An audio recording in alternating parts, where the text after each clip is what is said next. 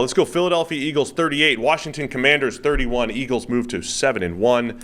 Commanders now 3-5 on the season. There's rumors of the Commanders maybe trading Montez Sweat. Chase Young. The rumors have been around Chase Young, but I think Montez Sweat more likely to potentially go at the deadline tomorrow. But Eagles moving to 7-1 after the Commanders gave them a good game again for the second time in a few weeks here. But look, the Eagles, every single week, you don't know how necessarily they're going to do it, but it was another A.J. Brown game where he was just unbelievable. One-handed catch for a touchdown, another contested catch for a touchdown. There was a busted coverage in there to give Devontae Smith a long touchdown. But the Eagles with an explosive passing attack in this one. Yeah, no, the Eagles, I mean, A.J. Brown was ridiculous again. Like, he was spectacular, period. That's one of the best catches of the season, that one-hander in the end zone.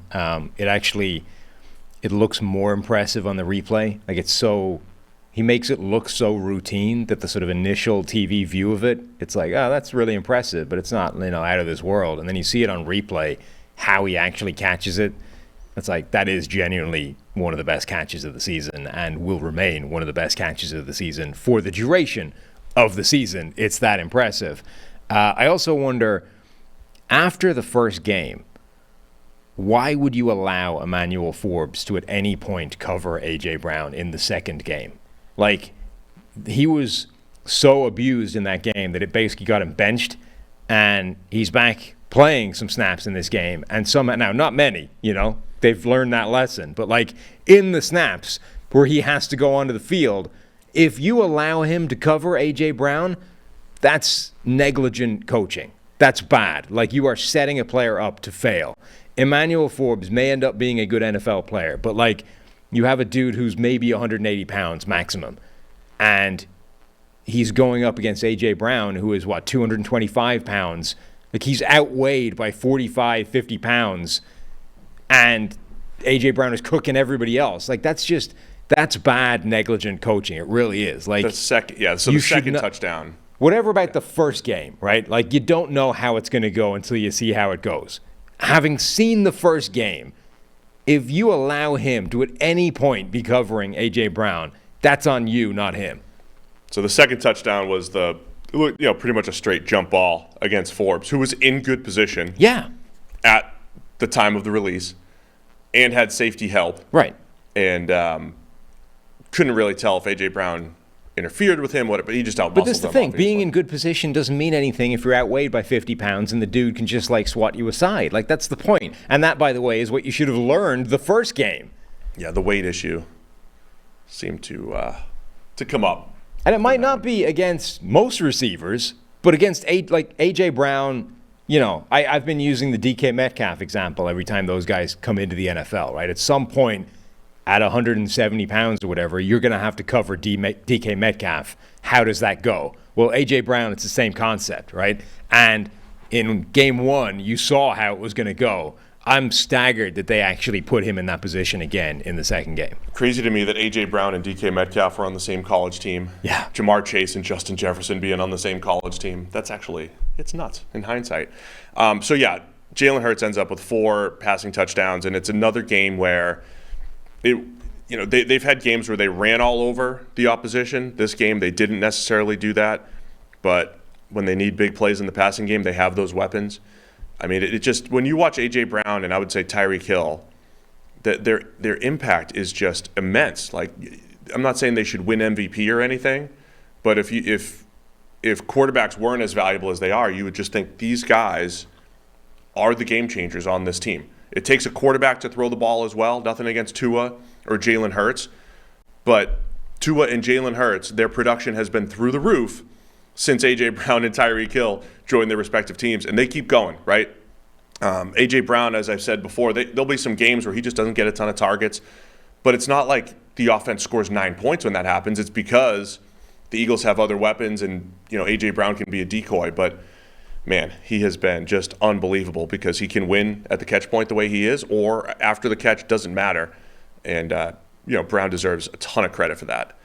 On the other side, this is the second game. Like, if you just watched Sam Howell against the Eagles, you'd be like, man, this is the dude. This is the guy. finishes 39 of 52 for 397, 4 touchdowns, and only sacked once. It was a strip sack. He did fumble it. Had an intentional grounding in there as well. But it was like a different Sam Howell, again, against the Eagles, getting rid of the ball quickly. Fastest time to throw of his entire career in this game. And I know the Commanders lost, and it's probably uncomfortable saying, yeah, we're going to drop back 52 times plus with this guy that keeps getting sacked. But this was a good Sam Howell game to keep them close. But weirdly, I've said before, like, their best offense is that. It's when they literally do just put the ball in his hands and say, look, we're going to run, like, hurry up. We're going to run quick game. You're just going to drop back, read the thing, and fire. Like, that is their best offense. And usually it's been in situations where they're, like, down and in a hole and they don't have another choice, and they've just kind of stumbled into that. But early in this game, like, Sam Howell started off 7 for 7, I think. And it was all quick game stuff. Like, it was screens, it was quick passes. They were just getting the ball out of his hands fast. And he's really good at that. Like, his numbers in this game are going to end up being insane. And he was kind of screwed at times by his own receivers. Like, it was the 4th and 8 play right at the end. Terry McLaurin. I mean, okay, it's a low pass. It's not the best ball location in the world, but it's one of those where at the point it hits Terry McLaurin's hands, he should catch it. Yes, Sam Howell made it more difficult than it should have been, but, you know, it's 4th and 8. The quarterback got it to the receiver, and the receiver is Terry McLaurin. At that point, you're expecting it to be a first down, and it wasn't. And that's, you know, Washington is down 7 points, trying to keep a drive alive in midfield and potentially, you know, get back to being a tie game. Like, Howell played well, and I think got a little bit unlucky. Yeah, that was after they were down 2 scores. You know, Eagles started to pull away, but Commanders came back. Howell hits. So that was what happened in the first game, right? Commanders were lurking.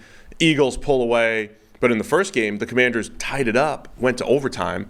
In this game, they couldn't get to overtime necessarily, but a great pass by Sam Howell to Jamison Crowder for a touchdown.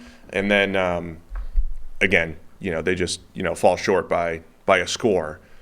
But this was 2.48 average time to throw, by far the fastest of Sam Howell's career, after we've been blaming him for his record-setting sack pace, while also trying to explain, okay, when he doesn't get sacked, he's been a pretty good quarterback. You don't usually get both of those things. But this game, just showed what the Washington offense is capable of when he gets rid of the ball quickly, on time, and is more decisive. Even if, you mentioned, his ball location, it's not like that's perfect all the time or whatever, but just getting rid of the ball and giving guys chances to make plays and avoiding those 5 or 6. We're talking 5 or 6 negative plays that have shown up every week. Game changer for Washington. I don't know how much it matters. Like we said earlier, they're 3-5, maybe sellers at the deadline here. But in this week-to-week, is Sam Howell the future for Washington? This was, moving back in the right direction for him. This is a weird... So... somebody tweeted during the game, what the hell happens to Philadelphia when they play Washington? Because Washington seems to have been unusually good at causing problems for the Eagles. And honestly, this was a game that kind of got away from them. Early in the game, an elite play by Cameron Curl to force a fumble. He, whilst tackling a guy, so he's bringing him to the ground with a good tackle, and on the way down, rips the ball out and causes a fumble. And Washington recovers there. So that's a full turnover essentially caused by Cameron Curl. They stopped the tush push and didn't just stop it, but forced a fumble on it. And then right at the death, Philadelphia finally broke out the wrinkle off the tush push, which I'd been waiting for a while. We were calling for that. Yeah, they didn't. I was calling for that. I said I was calling for it. You said no, they don't need it. Well, they don't need it, but they did. They used the brotherly sweep. The brotherly sweep? Yes. That's what it was. Okay. They pulled out the brotherly sweep. They set up for brotherly shove. Yeah. And they ran the sweep to DeAndre Swift. Yeah, one of the pushers, right cheek push. Right cheek push is his designation.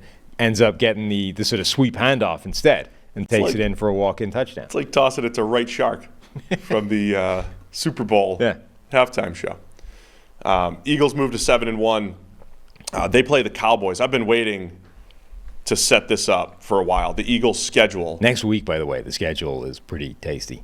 Not just this game, but across the board. There's a lot of good games. It might be, yeah. The Eagles' schedule coming up. Ready for this? Yes. Cowboys, then a bye. Then they're at the Chiefs, home against the Bills, home against the 49ers, and then at Dallas. 5 straight weeks.